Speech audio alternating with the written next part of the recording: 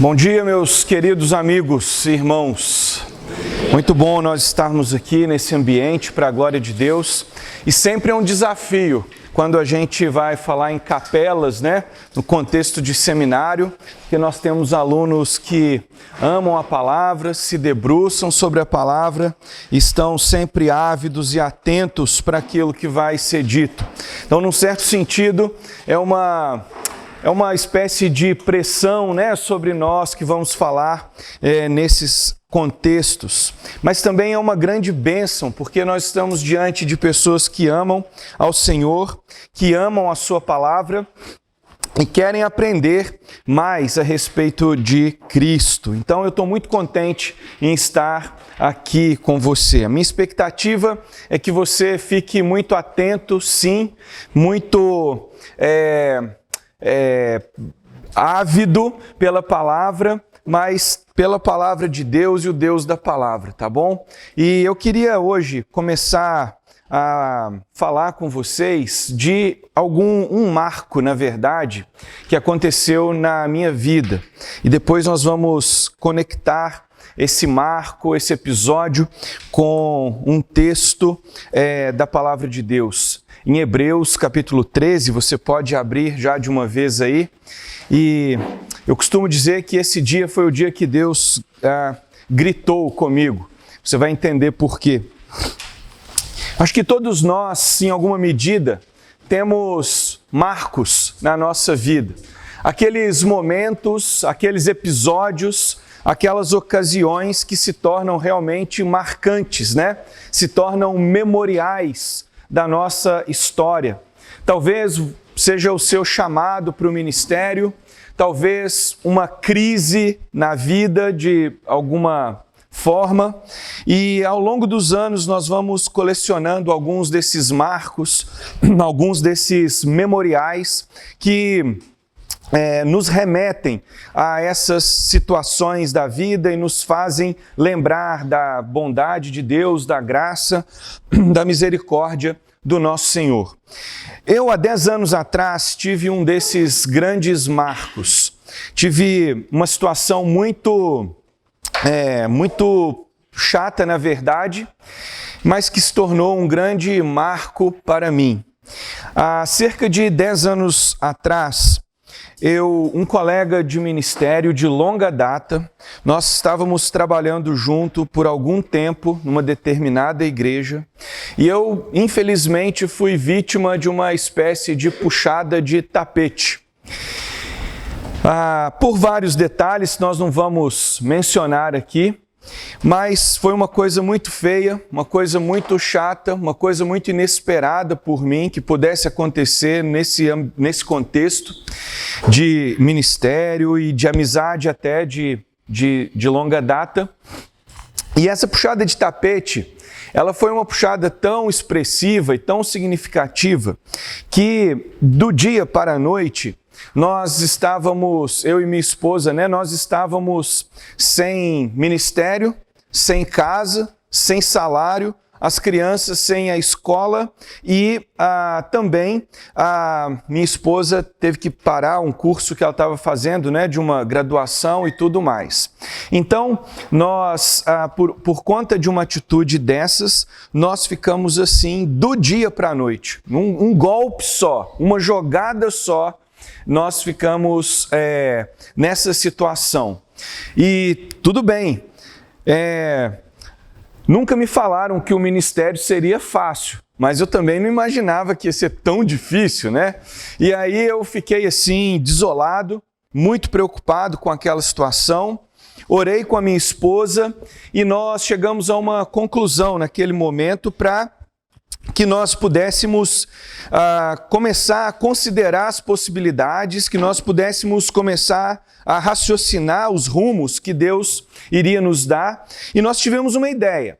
Nós procuramos cerca de 10, 15 pessoas que nos conheciam há muitos anos, que conheciam o nosso ministério, nossa seriedade com a Escritura, nossas vidas, pessoas que algumas até cresceram conosco na igreja, e nós procuramos essas 10, 15 pessoas e falamos com ela de um projeto que nós iríamos iniciar, de uma pequena escola de capacitação teológica numa outra cidade, na cidade em que eu morava e que eu havia plantado com a família uma igreja, e se essas pessoas poderiam nos ajudar, nos apoiar, pelo menos ali no primeiro ano, e dependendo da situação, o segundo ano, para a gente ir achando o caminho de volta. Prontamente, essas pessoas decidiram nos apoiar, com exceção de uma que ficou um pouco em dúvida, mas todas as outras prontamente,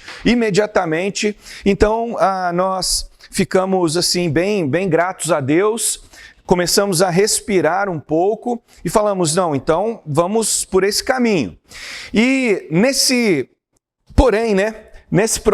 processo, essa pessoa que havia puxado o meu tapete, ela de alguma maneira viu, ela tentou descobrir algumas dessas pessoas e dissuadiu algumas delas, algum tempo depois, né? As coisas estavam fluindo bem, mas ele foi atrás de algumas dessas pessoas, dissuadiu algumas dessas pessoas, principalmente as que eram da igreja que a gente pertencia, que ele pertencia e eu também, a não fazerem isso. E algumas dessas pessoas caíram nessa história, né? E eu não sabia, na verdade, que isso estava acontecendo. Só essas pessoas, um tempo depois, começaram a me ligar ou mandar e-mail e falar, olha, Daniel, não vai dar mais, não sei o quê. Eu falei, vai, que coisa, né? Depois eu fui descobrir que houve esse processo por trás. Então, de novo, as coisas ficaram ruins novamente. E aí, eu falei, Senhor, o que eu faço agora?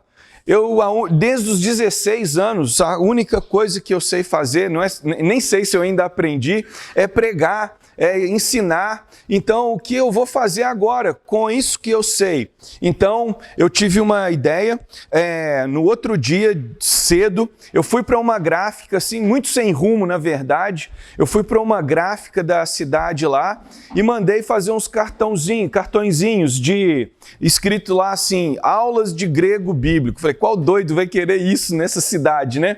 Fiz uns cartõezinhos desse, e enquanto estava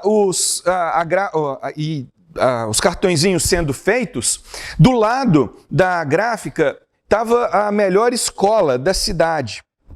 E eu fui eu estudei nessa escola quando eu era criança.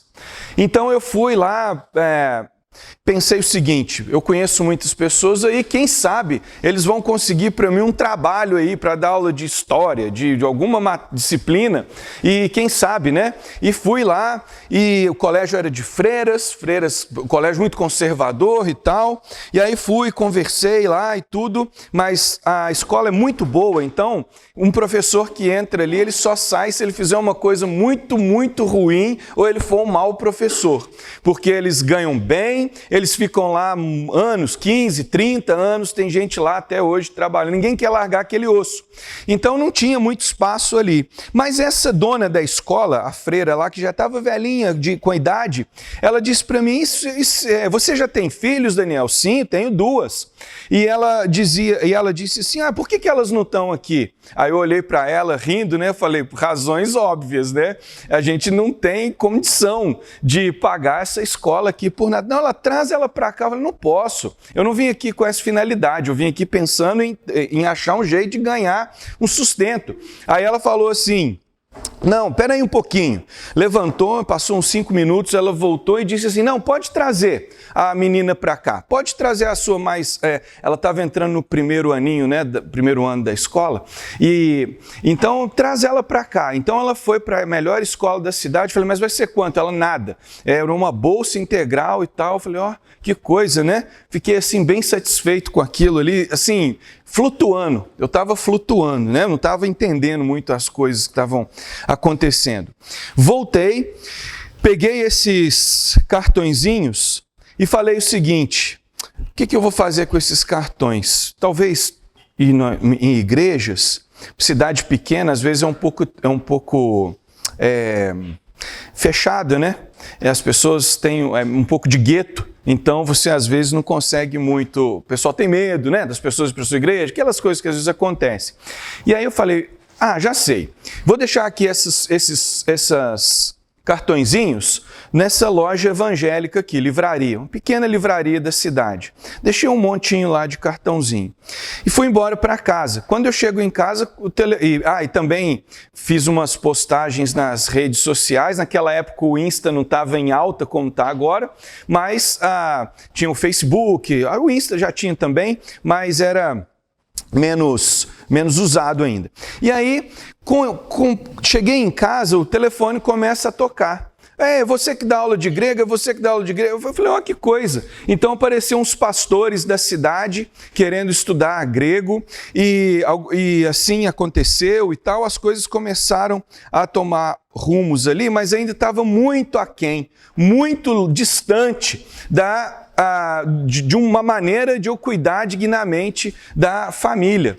E aí, o que acontecia? A minha mente, ela não parava de pensar nessas coisas. A minha mente, ela não parava. Eu pensava em dinheiro 35 horas por dia. Eu não parava de pensar, e agora? E aquela coisa assim, um tanto quanto real, é dramático, mas é real, que eu olhava para as meninas e meu coração partia. Como que eu vou cuidar dessas meninas? E eu perguntava para Deus, por que o Senhor permitiu que isso acontecesse? Eu não lembro de ter feito algo com essa pessoa para que ela tivesse feito isso que ela fez. Se eu fiz, eu preciso até me pedir perdão, onde eu errei nesse aspecto. E ficava ali preocupado, sem entender por que Deus permitia aquilo. Tinha dia que eu tinha uma tendência à revolta mesmo, honestamente, de ficar com raiva do próprio Deus, não vou negar isso não. Tinha dia que eu ficava bravo com Deus, depois eu arrependia, né, pedia perdão, mas eu ficava meio chateado, sem entender os caminhos. E todo mundo conversava comigo e falava assim, não, mas esses são os caminhos de Deus, Deus tem um propósito, Deus sabe o que Ele está fazendo. Eu ficava mais chateado às vezes quando alguém falava isso comigo. Deus sabe o que está fazendo, eu ficava assim, puxa vida, o que está acontecendo? Eu nunca tinha experimentado uma situação dessa. Eu estava num contexto bom, seguro, dando aula, num seminário, numa igreja que estava florescendo, enfim. E as coisas acontecendo dessa forma, que eu não entendia. Então eu estava bem chateado, na verdade, com uma certa revolta, um medo, essa coisa de, se fosse só comigo, tudo bem. Mas eu olhava para as crianças, olhava para minha esposa e aquilo pesava. Era a pior parte. E a minha esposa conta, eu não lembro muito bem, mas ela fala que nesse período, que foi aí cerca de 1 ano e meio, 2, com essa situação, ela me diz que eu não parei um segundo, um dia sequer, ela não me viu descansar um dia sequer, porque eu estava atrás de um jeito de resolver essas coisas. Eu estava correndo atrás e tudo mais, e de fato eu não lembro também de um dia, ela não lembra de um dia que eu parei, mas eu não lembro de um dia que eu estive cansado. Não lembro. Alguma graça sobrenatural me alcançou ali, que eu não lembro também de ficar cansado. Eu não parava. E a mente também pensando nessas coisas.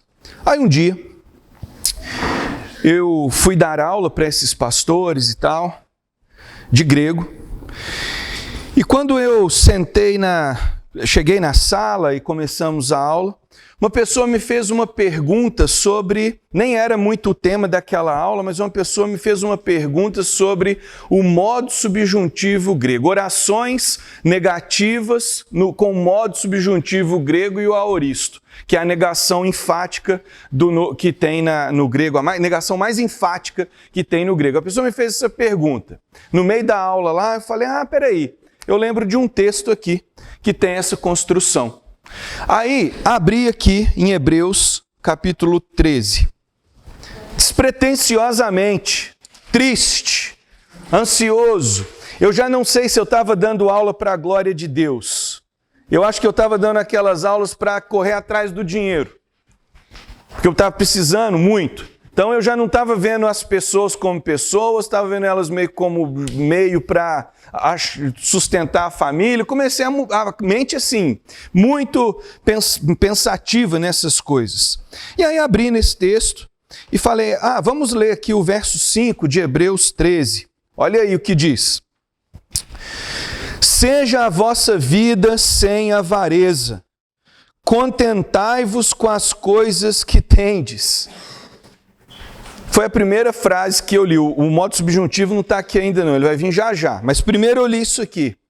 Contentai-vos com as coisas que tendes, seja a vossa vida sem avareza. A gente estava olhando no texto grego, né? Eu parei isso aqui e já pensei o seguinte, espera.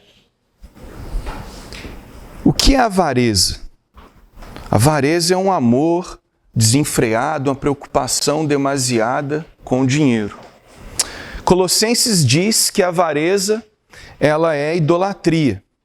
E normalmente uma idolatria, um deus ou um ídolo, é aquela coisa que toma a maior parte, domina os seus pensamentos a maior parte do seu dia, domina os seus pensamentos a maior parte da sua vida. Seu ídolo é aquilo que você pensa mais durante o dia. E um avarento, ele é uma pessoa que 24 horas ela está pensando em dinheiro. Um avarento não é só uma pessoa rica que acumula. Um avarento pode ser uma pessoa pobre ou sem recursos que pensa nisso também o dia todo.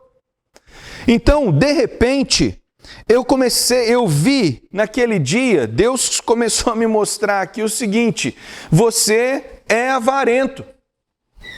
Você está mais preocupado com suas filhas, mais preocupado com o seu ganho, mais preocupado com o seu sustento, mais preocupado com a sua vida do que comigo e com a minha glória.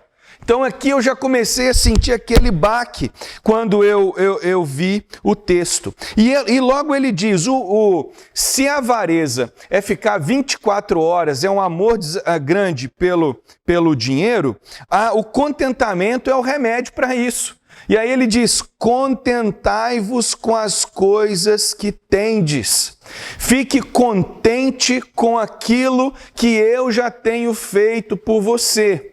Isso no meio da aula de grego. Acho que a aula foi embora, né? Virou uma devocional, assim, lá no meio do caminho. Apesar de ser no texto lá grego, a gente falando dos tempos aqui e tudo mais, das funções, das palavras, mas eu parei aqui e falei, contentai-vos com as coisas que tendes. Aí naquela hora, no meio da aula, despretensiosamente, eu não estava pensando em falar dessas coisas, foi uma pergunta de um aluno. E quando eu parei aqui, no contentamento, eu falei, epa, espera, a minha filha está na melhor escola, eu tenho lugar para morar, digno, bom, até agora estamos nos alimentando, Deus tem provido essas questões, eu estou numa comunidade de fé que me ama, a igreja, apesar de ela não tinha grandes recursos, mas era uma comunidade de fé que me amava, e do jeito deles, eles expressavam esse amor, né? E Deus cuidando da gente. Eu lembro de um episódio que tinha um irmão que era dono de um frigorífico, um representante de um frigorífico, e de vez em quando batia lá em casa, né? E eu vim deixar aqui para você. E ele chegava lá com tanta carne, né? Assim, um boi às vezes, né? Nem cabia na geladeira e tal. Então essas coisas que eu parei para pensar aqui, que de fato Deus estava cuidando das coisas. Agora, seja a vossa vida sem avareza, contentai-vos, né? Que é a solução para a avareza, mas ele vai falar aqui o porquê. Ele vai falar, olha, eu vou te explicar por que você pode ficar contente com a situação e o momento em que você está. Eu vou te explicar por quê. E aí vem a tal construção do grego lá. De maneira nenhuma te deixarei, eu nunca, jamais te abandonarei. Por isso você pode ficar contente. Só que essa maneira de falar aqui, ela não é assim, eu nunca vou te deixar, não. Essa é a maneira mais enfática que pode existir, no caso da língua grega, para falar um não gritado. Para falar assim, eu nunca te deixarei. Eu jamais te abandonarei. De jeito nenhum, de maneira nenhuma, de nenhum modo eu vou deixar você. Eu prometo, eu nunca te deixarei. Isso aqui remete ao que Moisés falou para o povo ali em Deuteronômio 31, antes de entrarem na terra, e depois que Deus fala para Josué que eu vou estar com você e nunca te deixarei. Você tem uma coisa grande mesmo, é uma situação difícil mesmo que você está enfrentando, mas eu jamais te deixarei. Então Deus, no meio daquela aula de grego despretensiosa, avarenta que eu fui dar, no meio daquele contexto ali, eu falando esse texto e as lágrimas começaram a descer. Porque essa construção é um grito de Deus falando, eu nunca vou deixá-los. Eu nunca deixarei você. Eu jamais te abandonarei. Eis que estou convosco todos os dias, enquanto você faz discípulos. Eu estou com você todos os dias. Eu nunca te deixarei. Eu não consigo reproduzir esse grito com as minhas palavras aqui, por mais que eu gritasse, eu nem posso, que a voz está ficando cansada. Eu falo muito, né? Mas não dá nem para reproduzir a força disso aqui no grego, e muito menos a força com que Deus falou isso no meu coração naquele dia, a convicção que Ele trouxe naquela hora. Aí logo vem o verso 6. Diante disso, do fato de que eu nunca vou te abandonar, afirme confiantemente: o Senhor é o meu auxílio, não temerei. Que me poderá fazer o homem? Levanta a sua cabeça. Confia em Deus, contenta com o que Ele está dizendo, confia que Ele nunca vai te deixar. E aqui é um paralelo, na verdade, né? Se o Senhor é o meu auxílio, que também é uma citação de Salmo, se o Senhor é o meu auxílio, quem é o homem? O que o homem pode me fazer? Não interessa se puxaram o seu tapete, não interessa se fizeram isso ou aquilo com você, não interessa a situação em que você está. Eu nunca te deixarei. Eu sim, Senhor. Pronto. Vamos em frente. Obrigado. Me perdoe. O Senhor nunca me deixará. E eu descobri naquele dia que o grande marco da minha vida, e estou fazendo agora 10 anos, né? Esse ano faz 10 anos desse episódio, eu descobri que o grande marco da minha vida naquele dia não foi mais a puxada de tapete. Ela ficou pequena, perto do grito de Deus. O grande marco daquele episódio foi a palavra de Deus, foi a aula de grego avarenta. Esse foi o marco. Porque quando eu cheguei ali, Deus gritou, falou alto comigo: eu não vou te deixar. Eu estou dizendo, eu não vou te deixar. Então, talvez hoje possa ser um marco também para você. Vocês estão estudando, muitos de vocês pensando no ministério. Professor, eu estou aqui, né? Às vezes a gente conversa pensando para que direção eu vou, eu ainda não sei qual que é o meu chamado exatamente. Puxa, eu não sei se eu planto uma igreja ou se eu encaro lá a igreja que eu estou, que tem muitos anos e tem umas coisas que eu não sei como que é, como que são as coisas, o que vai acontecer. Talvez você está diante de grandes desafios, diante de grandes mudanças.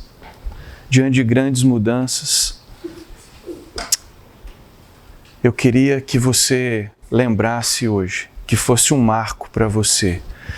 Eu nunca te deixarei. Eu nunca, acorde, eu nunca te deixarei. Nunca, jamais te abandonarei. Que esse grito de Deus, que foi um grito forte para mim, né? A partir dessas construções aqui do subjuntivo com aoristo, lá daquela aula, avarenta, e que se tornou um grito de Deus, possa tornar um grito de Deus para você também diante dos temores, dos medos, das preocupações que nós vamos enfrentar, talvez, no ministério. Deus grita forte, alto, nos nossos corações. Eu nunca, meu filho, te deixarei, jamais te abandonarei. Contente-vos com as coisas que tendes. Eu acabei até esquecendo aqui de contar para você o contexto de Hebreus, né? Mas os irmãos aqui, isso é ótimo numa capela, né? Muito legal mesmo. Mas os cristãos hebreus, eles estavam enfrentando dias assim muito difíceis também. Eles eram rejeitados pelos judeus não crentes e eles eram rejeitados pelos gentios também não crentes. Então eles ficaram num certo limbo ali, né? Meio abandonados e também sofrendo pressão dos lugares onde eles habitavam. Alguns acham que essa carta foi escrita para cristãos em Jerusalém, mas eu acho que ela foi escrita para cristãos judeus dentro do império mesmo. E eles estavam, realmente por causa dessas pressões, alguns estavam considerando a possibilidade de deixar o cristianismo e voltar para o judaísmo. Então o autor de Hebreus, ele tem severas exortações aqui para esses irmãos, porque muitos não conseguiam emprego, estavam sendo encarcerados, eles não eram bem vistos nem diante de gentio, nem diante de judeu. Então eles estavam assim, meio desolados, né? Tipo eu lá naquela época, eu não sabia para quem ia me abraçar, quem ia me ajudar, socorro. Então, no final da carta, o autor dá várias considerações aqui para eles, né, sobre matrimônio, sobre hospitalidade e também sobre a avareza e tudo mais, e termina aqui com esse grande grito, né? Porque eu nunca, jamais te deixarei. Ele não deixa você. Portanto, contentai-vos com as coisas que tendes, com o momento que está vivendo agora, porque Ele vai te dirigir e Ele nunca deixará você. Amém? Vamos orar? Pai Celeste, nós te amamos grandemente. E o Senhor sabe que esse texto foi um grande marco na minha vida, na história da minha vida. E como o Senhor falou de uma maneira incrível há 10 anos atrás, por meio da análise desse texto, a partir de uma dúvida de um aluno, um texto que nem na minha mente passava aquele dia. E o Senhor trouxe essa palavra sua e esse grito forte, essa fala forte, essa construção enfática de que o Senhor nunca nos deixará. Senhor, talvez os ídolos do nosso coração estejam dominando as nossas mentes. Talvez os ídolos do coração de alguém aqui não seja a avareza, como foi o meu caso.